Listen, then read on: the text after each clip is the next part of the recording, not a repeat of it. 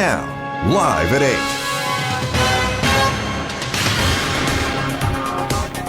ආයුබෝවන් එක්වන් අදත් ඇත දැනගන්න ලංකාවේ අංක එකේ සමබර ප්‍රවෘත්ති විකාශය ලයිව් ඇට් එක සමගින්. අද බහබෝන මම චන්දන ජයසිංහ. මම ඉෂාරා සමරසිංහ. අපි අදත් මුලින්ම බලමු ප්‍රධාන පුවත් සිරස්තල. නව නිරෝධායන නීතිය ඇතුළත් ගැසට් පත්‍රය අද රාත්‍රියේ ප්‍රකාශයට පත් කෙරේ.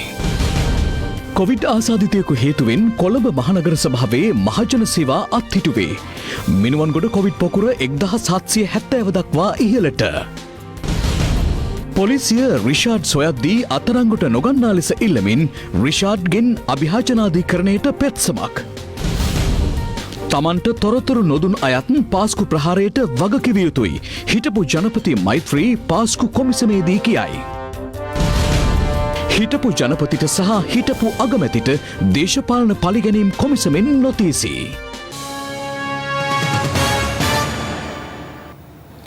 ලොකුලුණු ආනයනය සඳහා පනවා තිබූ බදු ඉවත් කිරීමත් සමග තම අස්වනු අලෙවි කර ගැනීමේ ගැටලුවකට මුහුණ දී සිටින බව දඹුල්ල සහ ගලෙන් බිදුණු වැව ලොකුලුණු ගොවීන් පවසනවා. ඔවුන් පෙන්වා දෙන්නේ ඉතා අඩු මිලකට වෙළඳුන් තම අස්වනු මිලදී ගැනීමට පෙළඹී ඇති බවයි. වෙළඳපොළ තුළ ලොකුලුණු ඇතුළු අත්‍යවශ්‍ය භාණ්ඩ කිහිපයක මිල පාලනය සඳහා එම භාණ්ඩවල ආනයන බදු ඉවත් කිරීමට රජය පසුගිය 13 වෙනිදා පියවර ගත්තා. ඒ අනුව ලොකුලුණු කිලෝවක් අලෙවි කිරීමට නියම කෙරුණේ රුපියල් 100ක මිලකටයි. මේ තත්ත්වයත් සමග මේ වන විට අස්වනු නෙළමින් සිටින ලොකුලුණු ගොවීන් දැඩි දුෂ්කරතාවයකට පත්ව සිටිනවා. ඔවුන් පවසන්නේ බදු ඉවත් කිරීමත් සමග විදේශීය ලොකුලුණු මෙරට වෙළඳපළට පැමිණීම හේතුවෙන් දේශීය ලොකුලුණු ඉතා අඩු මුදලකට මිලදී ගැනීමට වෙළඳුන් පෙළඹී ඇති බවයි. විශාල ලෙස ලොකුලුණු අගාවේ නිරත වන දඹුල්ලේ ගොවීන්ද මෙම ගැටලුවට මුහුණ පා සිටිනවා. දේශීය ලුණු ගොවියා මේ වෙනතුර අන්ත අසරණ තත්ත්වයට පත් වෙලා හිටියේ. චූට්ටක් හුස්ම ගන්න අවස්ථාවක් මේ අවස්ථාවේ ලැබෙනකොට මේ හුස්ම ගැනීමලන් නතර කරා රජය. ඒක නිසා චූටි මේ අපිට අවස්ථාවක් ලබා දෙන්න කියලා තමයි අපි ඉල්ලීම් කරන්නේ. සියාසුණු අලෙවි කර ගැනීම සඳහා දඹුල්ල විශේෂිත ආර්ථික මධ්‍යස්ථානයේ වෙත රැගෙන ගියද ඒවා යලි තම නිවෙස් කරා රැගෙන ඒමට ගොවීන්ට සිදු වුණා. 100න් පාදේ තමයි රුපියල් 70ට 80ට වගේ තමයි ඉල්ලන්නේ. මෙම ගැටලුවට ගලෙන් බිඳුනව ලොකුලුණු ගොවීන්ද මුහුණ දී තිබෙනවා. අප වාර්තාකරු පැවසුවේ දුටුවැව කිව්ලේකඩ ගැටලෑව සහ පණ්ඩිකාර මඩුව ඇතුළු ප්‍රදේශ රැසක ගොවීන් මෙම ගැටලුවට මුහුණ දී ඇති බවයි. අද කැඳවා තිබූ මාධ්‍ය හමුවකදී මේ සම්බන්ධයෙන් රාජ්‍ය අමාත්‍ය හන්සේම සිංහ මහතා සඳහන් කළේ රුපියල් 100කට ගොවීන්ගෙන් ලොකුලුණු කිලෝවක් මිලදී ගැනීමට රජය තීරණය කර ඇති බවයි. අපි තීන්දුවක් ගත්තා දේශීය ලොකුලුණු ගොවියන් ආරක්ෂා කිරීම සඳහා දිස්ත්‍රික් ලේකම්වරුන් හරහා කිලෝග්‍රෑමයකට රුපියල් 100ක මිලක් ලබා දෙන්න. ඒ අනුව ගොවීන්ට පුළුවන් දිස්ත්‍රික් ලේකම්වරුන් විසින් නම් කරන ස්ථානවලට ගිහිල්ලා ඔවුන්ගේ අස්වැන්න රුපියල් 100ක මුදලකට රජයට ලබා දෙන්න.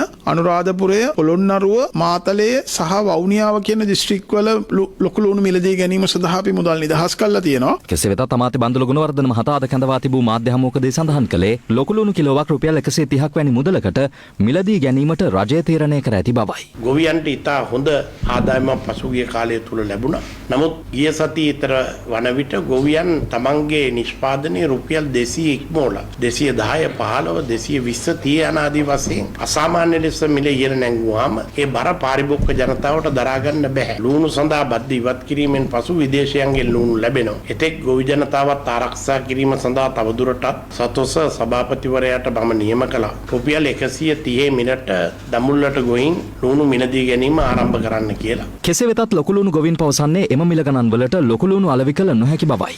ඔය 250ට 300ට ගියා කියන කතාව නම් මමත් දහුල්ලෑම මේ වෙළඳ පොළට දානවා බඩු. අපිට එහෙම දෙන්න බැරි වුණා. මයි ලුණු කිලෝ 8000ක් විතර තියෙනවා. අපි දැන් 8000 රුපියල් 100 දුන්නොත් එකට එකක් පාඩුයි. ඒ හින්දා මේක සාධාරණ අපිට අලෙවි කරගන්න තිබුණ බද්දම ගහලා දෙන්න කියලා තමයි අපි ඉල්ලන්නේ ජනාධිපතිතුමාට. ජීවන වියදම පහළ දැමීමේ අරමුණින් පරිප්පු, ටින් මාළු, බීලුණු සහ සීනි යන අත්‍යවශ්‍ය භාණ්ඩවල ආනයනික බදු ඉවත් කිරීමට රජය පසුගිය 13 වෙනිදා පියවර ගත්තා. ඒ අනුව එදින මධ්‍යම රාත්‍රියේ සිට ලොකු ටින් මාළු රුපියල් 200කටත්, බීලුණු කිලෝ රුපියල් 100කටත්, සීනි කිලෝවක් රුපියල් 85කටත් අලෙවි කිරීමට නියම කෙරුණා. එම භාණ්ඩ ඇතුළු රුපියල් 500කට වැඩි වටිනාකමකින් යුතු භාණ්ඩ සතොස හරහා මිලදී ගන්නා විට පරිප්පු කිලෝවක් රුපියල් 150කට මිලදී ගැනීමට හැකි බවද ජනාධිපති මාධ්‍යාංශය සඳහන් කළා.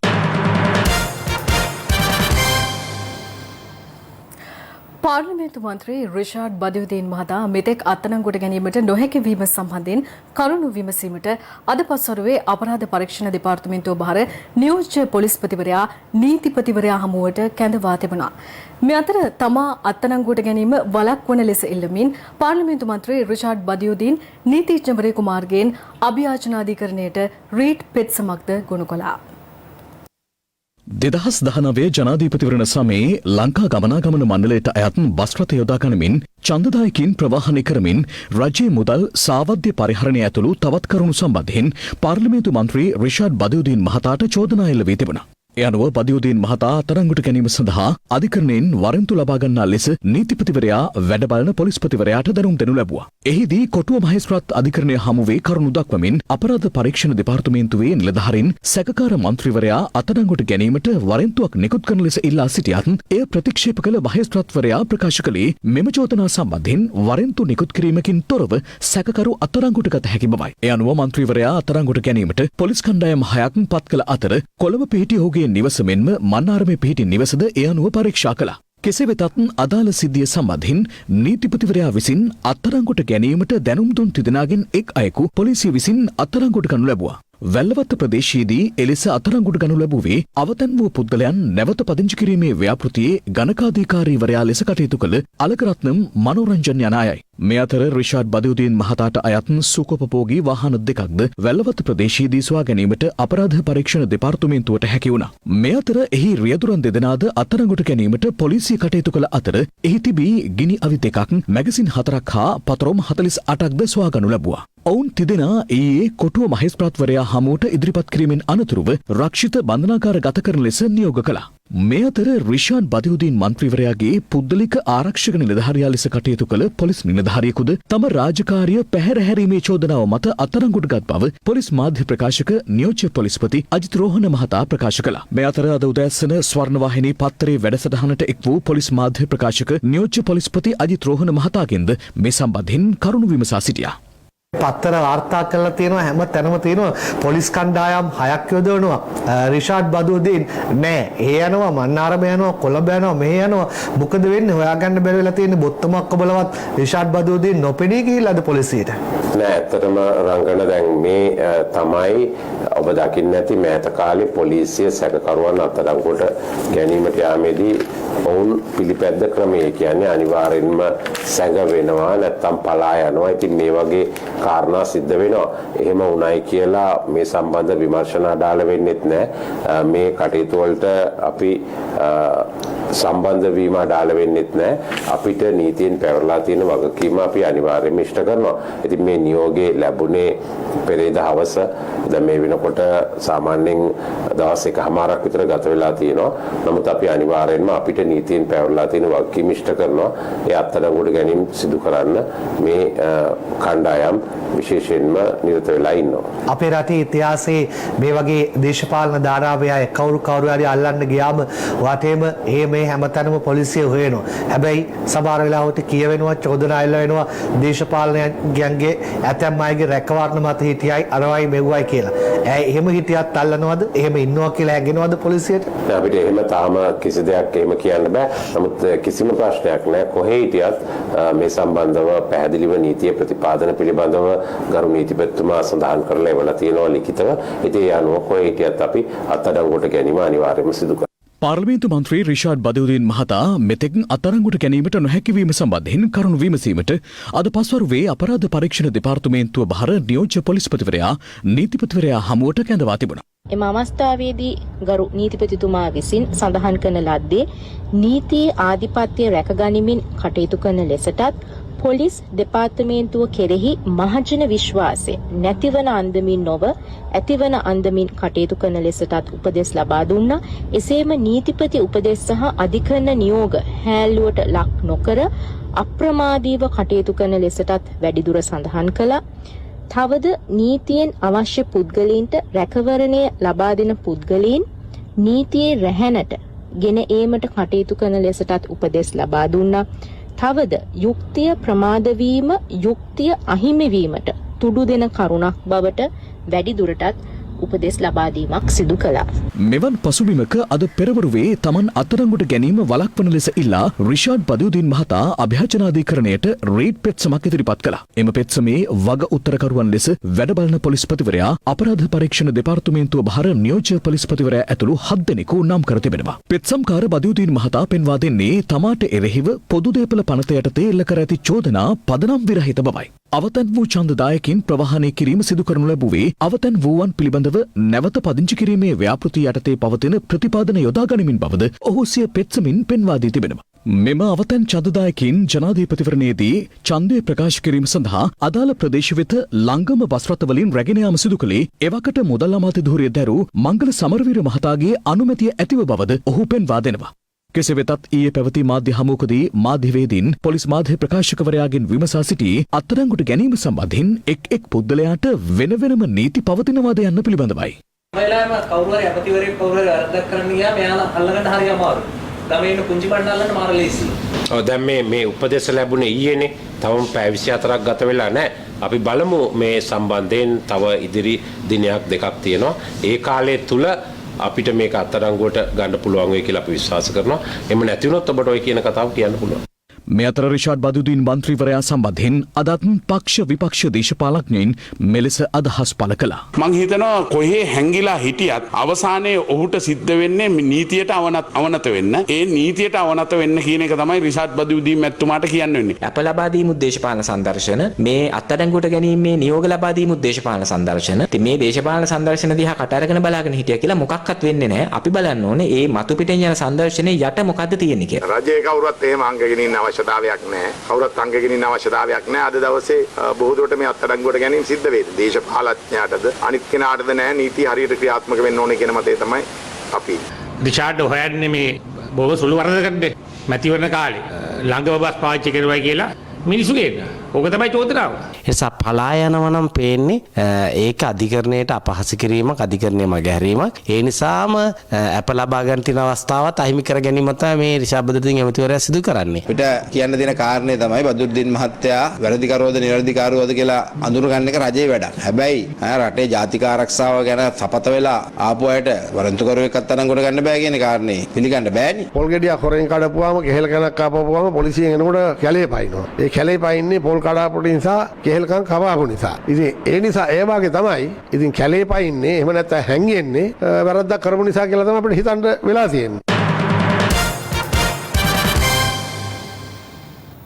පාස්කු ඍතුවේ ත්‍රස්ත ප්‍රහාරය වළක්වා නොගැනීමේ වගකීම බහරගන්නේ නම් එවකට හිටපු පොලිස්පති පූජිත් ජයසුන්දර මහතාට තානාපති ධුරයක් ලබා දීමට Taman කිසි ලෙසකවත් යෝජනා නොකළ බව හිටපු ජනාධිපති මෛත්‍රීපාල සිරිසේන මහතා පවසනවා. පාස්කු රිදින ප්‍රහාරය වළක්වා ගැනීමට නොහැකි වීම සම්බන්ධයෙන් හේතු සොයා බලන ජනාධිපති කොමිසම හමුවේ සාක්ෂි ලබා දෙමින් ජනාධිපති මෛත්‍රීපාල සිරිසේන මහතා මේ බව පැවසුවා. ප්‍රහාරය එල්ලවන බව දැනම Taman විදේශගත වූ බවට එල්ල වූ චෝදනාවද Taman ප්‍රතික්ෂේප කරන බවයි හිටපු ජනාධිපතිවරයා ඊයේ වැඩිදුරටත් පැවසුවේ. පාස්කරදා ත්‍රස්ත ප්‍රහාරය වළක්වා නොගැනීමට හේතු සොයා බලන ජනාධිපති කොමිසම හමුවේ පසුගිය දින කිහිපේ හිටපු අගමැතිවරයා මෙන්ම හිටපු ජනාධිපතිවරයාද සාක්ෂි ලබා දුන්නා. ඊයේ සවස සිට රාත්‍රී කාලය දක්වාම සාක්ෂි ලබා දුන්නේ හිටපු ජනාධිපති මෛත්‍රීපාල සිරිසේන මහතායි. මෙහිදී ආරක්ෂක මණ්ඩලයට එවකට සිටි අග්‍රාමාත්‍ය රනිල් වික්‍රමසිංහ මහතාව නොකැදවීම ඇතුළු කරුණු රැසක් පිළිබඳව කොමිසමේ සමාජිකයන් මෙන්ම නීතිපති දෙපාර්තමේන්තුවේ නියෝජ්‍ය සොලිසිටර් ජෙනරාල් වරුන්ද හිටපු ජනාධිපතිවරයාගෙන් ප්‍රශ්න විමසුවා. ආරක්ෂක මණ්ඩලයට සාමාන්‍යයෙන් කැඳවන්නේ කවුරුන්ද? ආරක්ෂක මණ්ඩලයට සහභාගී වුණ අය නම් ගැසට් කරලා තියෙනවා. ඊට අමතරව ඔබේ අභිමතයටත් සමාජිකයන් කැඳෙව්වද? ඒ කවුද? ඔව් එහෙම කළා. මොකද ආරක්ෂක කවුන්සිලයේදී විවිධ විෂයන් සහ මතවාද ඒ කාලේ කතා වුණා. ඉතින් මම කල්පනා කළා මම වෙනුවෙන් පාර්ලිමේන්තුවේ පෙනී ඉන්න කිහිප දෙනෙකු ආරක්ෂක කවුන්සිලයට කැඳෙව්වොත් හොඳයි කියලා. අන්න ඒ නිසා ඒ අය විපක්ෂයේ මන්ත්‍රීවරු වුණත් මම කිහිප දෙනෙක්ව කැඳෙව්වා. 2018 වර්ෂයේදී දින 52 ආණ්ඩුව කාලේ එවකට හිටපු අගමැතිවරයා එතෙන්ට කැඳෙව්වේ නෑ නේද? ඔව් එතුමා ආවේ නැහැ.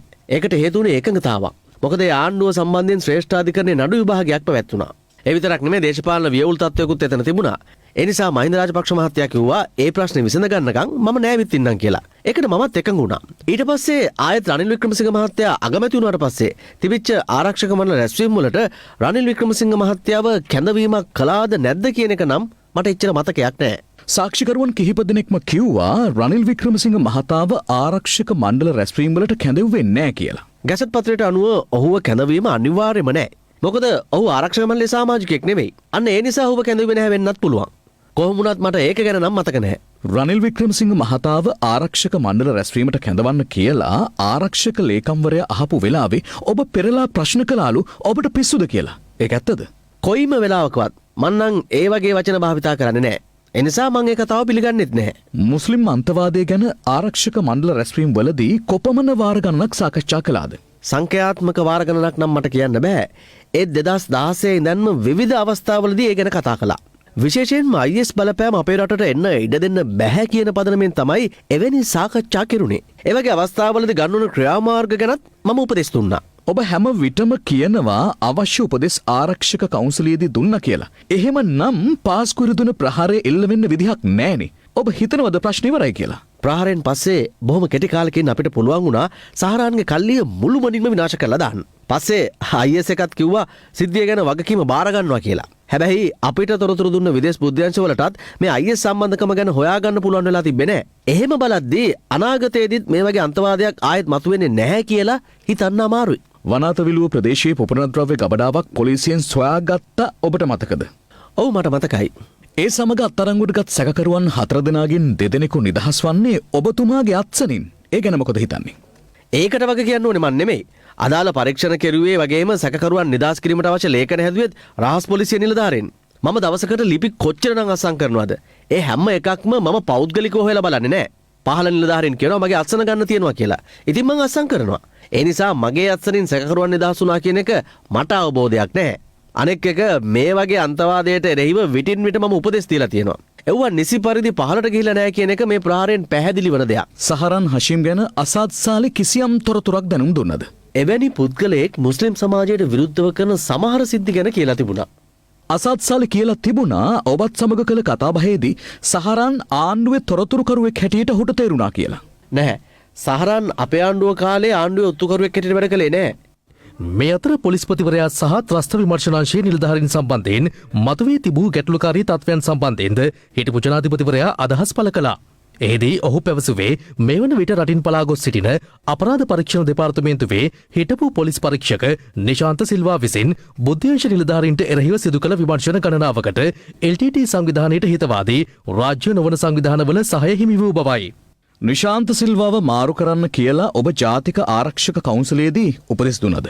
ඔව් බුද්ධ්‍යංශ නිලධාරීන් ඇතැම් භික්ෂුන් වහන්සේලා වගේම හමුදා සමාජිකයන්ට එරෙහිව නිශාන්ත සිල්ලා කරපු පරීක්ෂණ ගැන විවිධ පාර්ශවවලින් පැමිණිලි ලැබුණා. ඒවා සැලකිලිට අරගෙන තමයි මම මේ උපදෙස් ලබා දුන්නේ. ඒ අවස්ථාවේ ඒ කාලේ හිටපු පොලිස්පතිවරයා මේ පිළිබඳව පොලිස් කොමිසමට ලිපියකුත් යවලා තිබුණා. එහි ජාතික ආරක්ෂක කවුන්සිලයේදී ලැබුණු උපදෙස් කියලා සඳහන් කළ තිබ්බ නිසා මම පොලිස්පතිවරයාට දොස් පැවරුවා. ඊට පස්සේ පොලිස්පතිව ජාතික ආරක්ෂක කවුන්සිලයට කැඳවන්නේ නැතුව ඉන්නත් මේ සිද්ධිය හේතු වුණා. එවැගේම නිශාන්ත සිල්වා මාරු කිරීම මුල් කරගෙන හිටපු අගමැති රනිල් වික්‍රමසිංහ සහ විවිධ ඇමතිවරු කැබිනට් මණ්ඩලයේදී විරෝධතාත්මක කෙරුවා.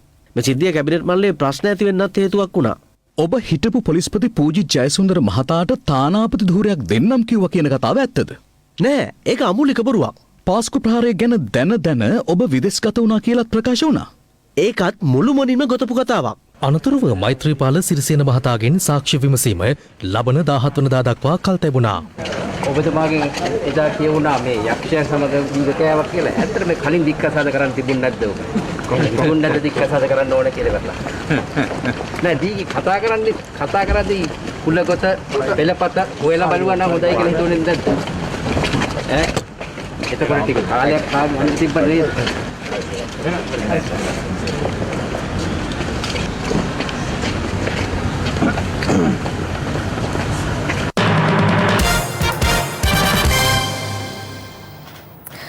හිටපු ජනාධිපති මෛත්‍රීපාල සිරිසේන මහතා සහ හිටපු අග්‍රාමාත්‍ය රනිල් වික්‍රමසිංහ මහතාට එළඹෙන 19 වෙනිදා දේශපාලන පරිගණනය පිළිබඳ සොයා බලන ජනාධිපති කොමිසම හමුවේ පෙනී සිටින ලෙස අද නොතීසි නිකුත් කෙරුණා.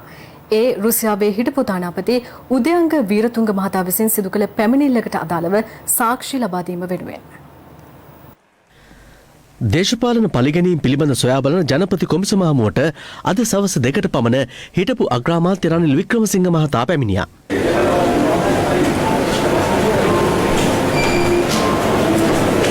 ඒ මහතා පැයක පමණ කාලයක් සාක්ෂි ලබා දීමෙන් අනතුරුව ඉන්පිටව ගියා. ඔබතුමා අද කැඳවලා තිබ්බ පිළිබඳව යම් අදහසක් පළ කරන්න පුළුවන්ද? දේශපාලන පරිගැනීම් කොමිසමට යද ඔබතුමා ආවේ.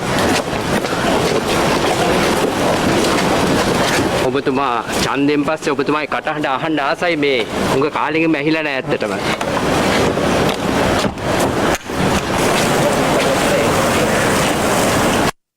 මේ අතර හිටපු අමාත්‍යවරුන් වන රාජිත සේනාරත්න මහතා සහ පාටලී චම්පක රණවක මහතාද අද දේශපාලන පරිගැනීම් පිළිබඳ සොයා බලන ජනපති කොමිසමට පැමිණියා.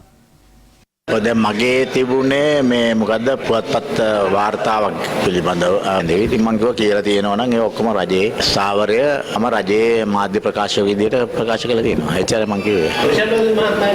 ඒගොල්ලෝ කිව්වේ බදු දින සහරාන් එකට පවසු එකට සම්බන්ධයි කියලා. මේ කතාව මේ තියෙන්නේ ලක්ෂ 90ක මේ එකක් නේ. දේශපාලඥයෝ අල්ලන්න අමාරුයි කියන දැන් මේ දේශපාලඥයෝ තියා කවුරු වුණත් දේශපාලඥයෝ ගිහිල්ලා මුදල් පිළිබඳ නීති රීති ප්‍රශ්නයක් නේ තියෙන්නේ. ඕවට තමයි ඔඩිටර් ජෙනරල් ලයින් විගණකාධිපති කොමිෂන් දාලා තියෙන්නේ. ඒ වයින් හොයන්න ඕන දේවල් තමයි මේ උසාවියට ගෙනිලා මේව කරන්නේ. අපේ ආණ්ඩුවට කිව්වේ සහරාන් පිළිබඳ තොරතුරු ලැබිලා තිබිලත් ඒක වළක්වන්න බැරි වුණා කියලා. දැන් රිෂාඩ් බදුර්දීන් මහත්තයාව දැනදැනත් අත්අඩංගුවට ගන්න බැරි වීමෙන් පෙනී යන්නේ ඒ තත්ත්වෙම මෙතනක් තියෙන බවයි. ඔහු හොදින්ම මේ රටේ ඉන්න බියුත්තිය දැනගෙනත් ඔහුගේ ලිපිණිය දැනගෙනත් ඔක්කොම දැනගෙන ඔහු අත්අඩංගුවට ගන්න බැරි බවෙන් පෙනී යන අර චෝදනාව දැන් මේ ආණ්ඩුවටත් එල්ල වෙලා තියෙන බව. මම දන්නේ නැහැ. ඉතින් සහරානින් ඉඳන් අපේ ආණ්ඩුව දැන හිටියෙත් නැහනේ. නමුත් ඒක වළක්වන්න බැරි වුණායි කියලානේ මේ නිකම්මු හොඳපණ නැති අය රටේ ජාතික ආරක්ෂාව පාව දුන්නා වගේ චෝදනා අපි හැමෝටම එල්ල වුණේ. Safeguard Surface Disinfectant. Safeguard නිරෝගිමත් දිවියකට. දැන් තවත් දේශීය පුවත්. මිනුවන්ගොඩ COVID-19 පොකුරෙන් අද දිනේ මේ වන විට රෝගීන් 49 දෙනෙකු වාර්තා වී තිබෙනවා. ඔවුන්ගෙන් 13 දෙනෙකු මිනුවන්ගොඩ කර්මාන්ත ශාලාවේ නිරෝධායනයට ලක් වෙමින් සිටි සේවකයින් වන අතර 36 දෙනෙකු ඔවුන්ගේ ආශ්‍රිතයන්. ඒ අනුව මිනුවන්ගොඩ COVID-19 පොකුරෙන් වාර්තා වී ඇති සමස්ත රෝගීන් සංඛ්‍යාව 1770ක්. නිරෝධායන ඇදරි නීතිය පවතින ප්‍රදේශවල හෙට උදෑසන 8 සිට රාත්‍රී 10 දක්වා සුපිරි වෙළඳසැල් ඖෂධහල් සහ ආහාර අලෙවිකරණ ස්ථාන විවෘත කිරීමට අවස්ථාව ලබා දී ඇති බවද යුද හමුදාපති ලෙතනන්ට් ජනරාල් ශවේන්ද්‍ර සිල්වා මහතා පැවසුවා. මේ අතර කොළඹ මහනගර සභාවේ නිලධාරණයකටද COVID-19 ආසාදනය වීම හේතුවෙන් එහි මහජන සේවා කටයුතු සති දෙකකට අත්හිටුවීමට පියවරගෙන තිබෙනවා. මරදානේ පිහිටි කොළඹ මහනගර සභාවේ පුණ්‍ය කටයුතු අංශයේ නිලධාරණයකට COVID-19 ආසාදිත බවට අද හඳුනා ගැනුණා. ඒ මීට දින 4කට පෙර සිදු කළ PCR පරීක්ෂණවල වාර්තා අද ලැබීමත් සමගයි. ඒ අනුව එම නිලධාරණිය රෝහල්ගත කිරීමටයි සෞඛ්‍ය බලධාරීන් පියවර ගත්තේ. එම දෙපාර්තමේන්තුව ඇය සමග සේවය කරපු සියලු දෙනාගේ සාම්පල ලබා ගැනීම සිදු කරනවා. මීට අමතරව ඇයගේ ස්වාමියා ජාතික රෝහලේ ලිෆ්ට් එකේ ලිෆ්ට් ඔපරේටර් කෙනෙක් හැටියට වැඩ කරනවා. ඔහුත් ඔහුගේ දරුවන් දෙදෙනාත් ඒ වගේම මවත් මේ වන විට PCR පරීක්ෂණ සඳහා යොමු කරනවා. එම ගොඩනැගිල්ලේ තිබෙන ජනසෞඛ්‍ය දෙපාර්තමේන්තුවේ මොච් කාර්යාලය සහ මාතෘහා ළමා අංශය හැරෙන්නට අනිත් අංශ වසා දමන්නට උපදෙස් දීලා තියෙනවා. ඇය සමග ඉතාම සමීපව කටයුතු කරන ලද සියලු දෙනාටම නිරෝධායනය වන ලෙස දැනුම් දීලා තියෙනවා. මෙම තත්ත්වයේ මත කොළඹ මහනගර සභාවේ මහජන සේවා කටයුතු සති දෙකකට අත්හිටුවීමට තීරණය කර තිබෙනවා. මහජනතාවට කාරුණිකව දැනුම් දෙනවා. අපේ ඩීන්ස් පාරේ තියෙන මහජනාධාර දෙපාර්තමේන්තුව දින 14ක කාලයක් සඳහා අපි මහජනතාව වෙත වසා තබන්නට සිදු වෙනවා. මොකද එම නිලධාරියා ජුවම සේවය කරපු කාර්යාලය නිසා දෙවනි තුන්වෙනි ආශ්‍රිතයන් මුණ ගැහුණා මේ ප්‍රධාන කාර්යාලයේදී රාජකාරී කටයුතු වලට ඒ ආසාදිතයෙක් බව නොදැන ඒ නිසා කොළඹ මහනගර සභාවේ ප්‍රධාන කාර්යාලය ටවුන් හෝල් ගොඩනැගිල්ල ඉදිරි සති දෙක තුළ මහජනතාව සඳහා වසා තැබීමට සිදුවන බව දැනුම් දෙනවා. මේ අතර අනවශ්‍ය පරිදි රෝගීන්ට නොපැමිණෙන ලෙසට කොළඹ ජාතික රෝහල රෝගීන්ගෙන් ඉල්ලා සිටිනවා. දැනට රෝහල ඇතුලෙන් කෙනෙක්ගෙන් කෙනෙකුට රෝගය සම්ප්‍රේෂණය වෙච්ච බවට අපිට කිසිම සාක්ෂියක් දැනට ලැබිලා නැහැ. ඒ රෝගය වැළඳිච්ච දෙතුන් දෙනාටත් රෝගය වැළඳිලා තියෙන ඒගොල්ලෝගේ නිවසේදී ඒ හරහා ඉතින් දැනට අපේ රෝහලේ වැඩ කටයුතු සාමාන්‍ය පරිදි කෙරීගෙන යනවා. නමුත් රෝහලේ තදබදය අවම කරන්න අවශ්‍ය වෙන නිසා සායනවලට රෝගීන් පැමිණීම අත්‍යවශ්‍ය නොවන අවස්ථාන්වලදී රෝගීන්ට තමන්ගේ නිවෙස් වලටම බෙහෙත් යැවීමේ වැඩපිළිවෙල නැවතත් ක්‍රියාත්මක කරලා තියෙනවා. ඊට අමතරව රෝහල තුළට රෝගීන් බැලීමට එන ජනතාව සීමා කරලා තියෙනවා. මොකද අනවශ්‍ය තදබදය අවම කර ගැනීම සඳහා. කෙසේ වෙතත් අදත් රෝගීන් විශාල පිරිසක් පැමිණ සිටිනු දක්නට ලැබුණා. මේ අතර COVID-19 රෝගීන් වාර්තා වීමත් සමග කටුනායක පොලිස් බල ප්‍රදේශයට අදාළයුම පහේ සිට ක්‍රියාත්මක වන පරිදි නිරෝධායන ඇඳරි නීතිය ක්‍රියාත්මක කරනවා. කෙසේ වෙතත් කටුනායක ආයෝජන ප්‍රවර්ධන කලාපයේ කර්මාන්ත ශාලාවල සේවය කරන සේවක සේවිකාවන්ට සිය රාජකාරී හැඳුනුම්පත ඇඳරි නීති බලපත්‍රයක් ලෙස භාවිත කිරීමට ආරක්ෂක අංශ අවස්ථාව ලබා දුන්නා. හෙට දිනේදී කටුනායකද ඇතුළුව මෙම පොලිස් වසම් 19 තුලම ආහාර සපයන වෙළඳසැල් ඒ වගේම ඖෂධ සපයන ඔසුසල් සහ ෆාමසි විවෘත කිරීමට අවසර ලබා දී තිබෙනවා. ඒ අවසරය ලැබෙන්නේ උදෑසන 8 සිට රාත්‍රී 10 දක්වා කාලය තුල. හෙට දිනේට පමණක් මේ අවසරය ලැබෙනවා. මේ අතර කඳාන විදුලි පෞද්ගලික සමාගමේ සේවකින් 3 දෙනෙකුට සහ ආශ්‍රිතයෙකුටද COVID-19 ආසාදිත බවට අද හඳුනා ගැනුණා. පසුගිය 12 වෙනි දින ආශ්‍රිතයන් 215 දෙනෙක් පරීක්ෂා කරනු ලැබුවා. ඒ පරීක්ෂා කරන ලදන ආශ්‍රිතයන්ගෙන් 7 දෙනෙකු කොවිඩ් රෝගී සඳහා පොසිටිව් බවට වාර්තා වුණා. කඳාන ලෙකෝ ආයතනයේ සම්බන්ධ ආශ්‍රිතයන් 4 දෙනෙකුත්, කටුනායක ආයෝජන ප්‍රවර්ධන කලාපයේ ආශ්‍රිතයන් 2 දෙනෙකුත්, මිනුවන්ගොඩ දාලව ආශ්‍රිතයන් එක්කෙනෙකුත් වශයෙන් තමයි මේ රෝගීන් 7 දෙනා වාර්තා වුණේ. ඊට අදාළ සියලුම ආශ්‍රිතයන් නිරෝධායන කටයුතු සඳහා යොමු කෙරුවා. මේ අතර මීගමුව තෙල්වත්ත ප්‍රදේශයේදී මිනුවන්ගොඩ කර්මාන්ත ශාලාවේ ආශ්‍රිතයන් පිරිසක් අද PCR පරීක්ෂණවලට ලක් කෙරුණා. ඔවුන් පිටිපන, තලාහේන, ඒතුකාල, කටුවාපිටිය සහ අක්කර 50 ප්‍රදේශයේ පදිංචිකරුවන්. මේ අතර කිරින්දිවැල කුට්ටිගල ප්‍රදේශයේදී මාළු වෙළෙන්දෙකුද COVID-19 ආසාදිතයෙකු බව හඳුනාගෙන තිබෙනවා. ඒ මහත්මයා ප්‍රථමයෙන් ඇති වූ උගුර අවබෝධයක් නිසා වතුපිට රෝහලට ඇතුළත් වෙලා තියෙනවා. වතුපිට රෝහලෙන් එම රෝගියාව රාගම තීක්ෂණ මහ රෝහලට ඇතුළත් වෙලා තියෙනවා. එහිදී කරු PCR පරීක්ෂණයේදී COVID ආසාදිත බවට තහවුරු කරගෙන තියෙනවා. ඒ ආශ්‍රිතයන් නිරෝධායන කිරීම කටයුතුට යෙදෙන අතර PCR පරීක්ෂණයක් ගැනීමට අපි හෙට දිනේ යොදාගෙන තියෙනවා. ආදාළ මාළු වෙළෙන්දා සංචාරය කර ඇති කුට්ටිගල, රදාවාන, මැද්දේගම, බෝගහකුඹුර හා පැපිලිවල ප්‍රදේශවල ආශ්‍රිතයන් 82 දෙනෙකු නිවෙස් තුළ නිරෝධායනයට ලක් කර තිබෙනවා. ඊට අමතරව පූගොඩ ප්‍රදේශයේ ඉන්ධන පිරවුම් හලක්ද తాවකාලිකව වසා දැමුණු අතර එහි සේවකයින් 14 දෙනෙකුද නිරෝධායනයට ලක් කිරීමට පියවර ගැනුණා. මේ අතර කොළඹ මැනින් වෙළඳපොළ සංකීර්ණය තුළද අද PCR පරීක්ෂණ සිදු කෙරුණා. අපේ වෙළඳපොලේ යම්කිසි විශාල කටකතාවක් පැතිරී ගියා කොවිඩ් ආසාදිතයන් ගොඩක් සිටින බවට. එක් ආසාදිතයෙක්ගේ ගෙදරක අයෙක් දින කිහිපයකට කලින් වෙළඳපොළට පැමිණියත් ඔහු ගැන කිසි තොරතුරක් ඇත්තේ නැහැ. අපි ඊයේ දිනේදී ඒ ආසාදිතයා පැමිණිච්ච ස්ථානය සම්පූර්ණයෙන්ම විස බීජ හරණයකට ලක් කරා.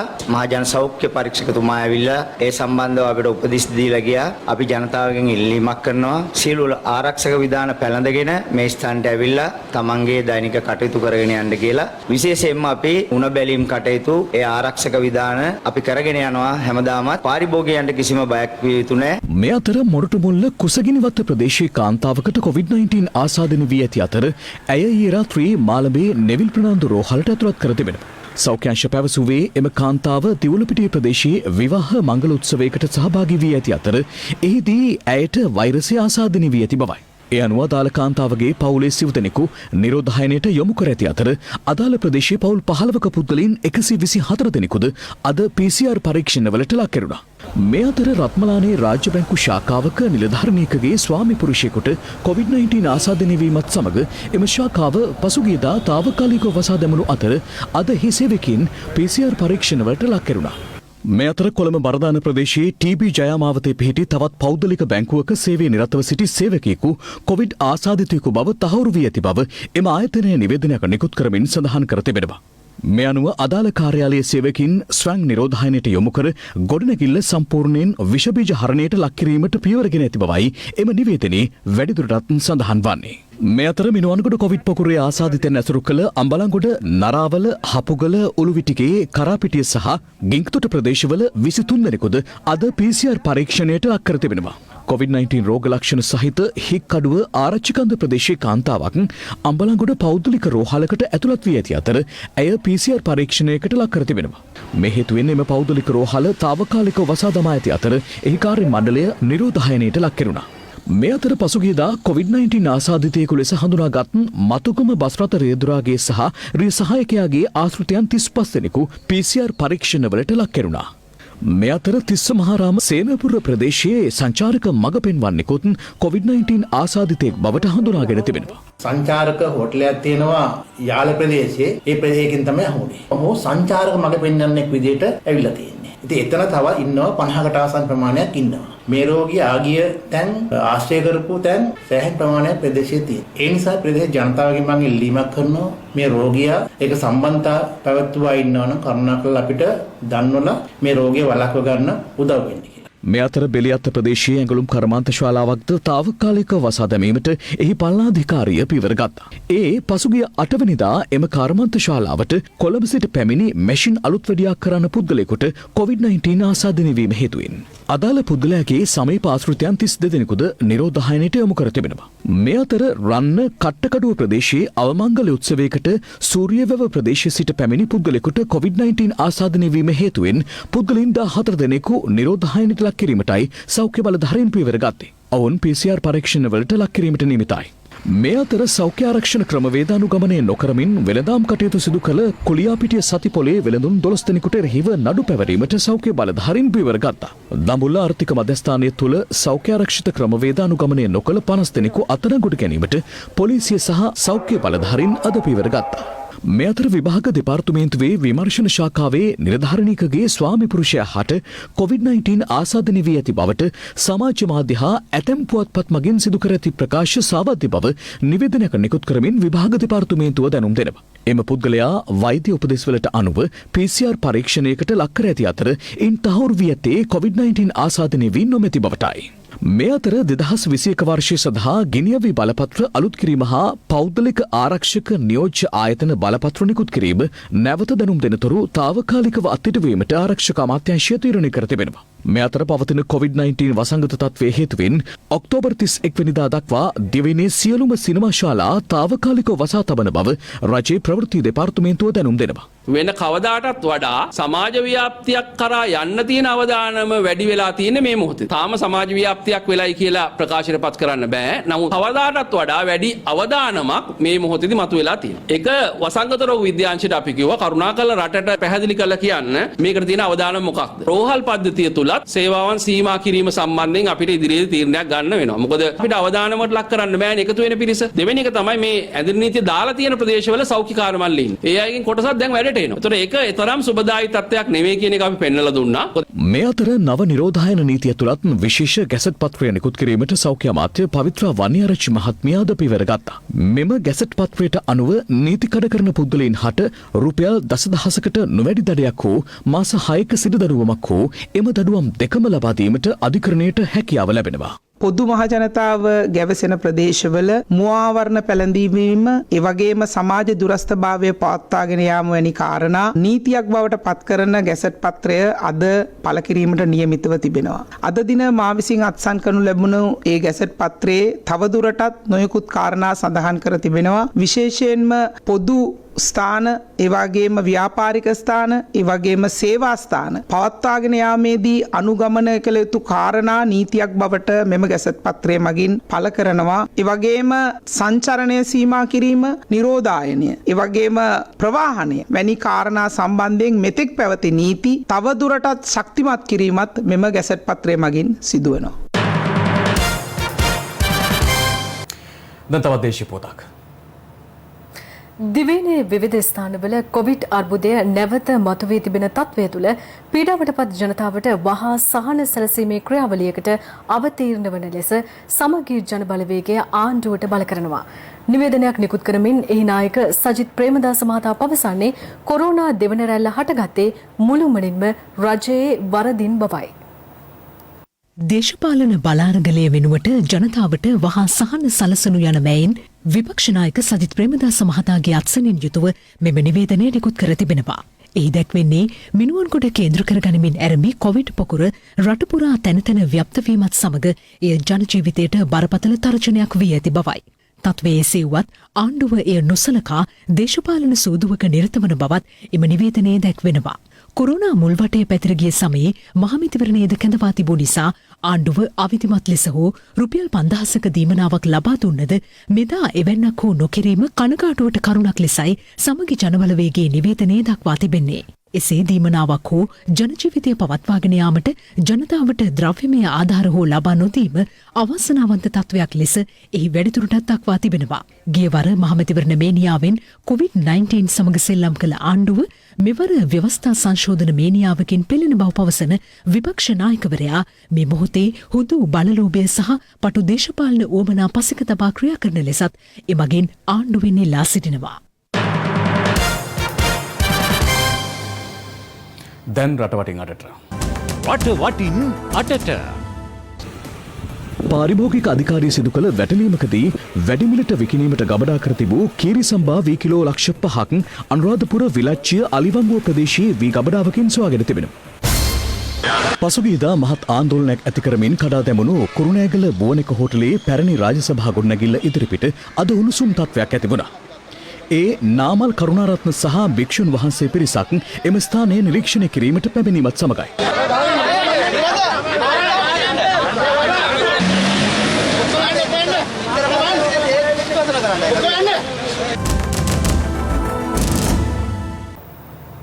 ඒ සමගින් දැනට අප සමුගන්නවා.